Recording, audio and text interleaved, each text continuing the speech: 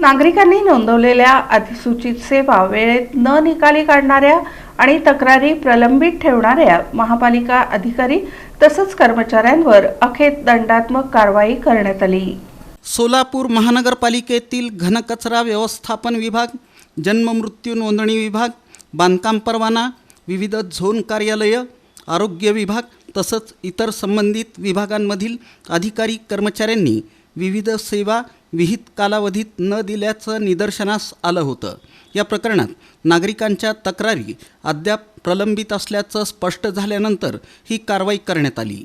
पालिका आयुक्त डॉक्टर सचिन ओंबासे यांच्या आदेशानुसार विविध विभागातील एकूण 55 कर्मचाऱ्यांवर ही कारवाई करण्यात आली।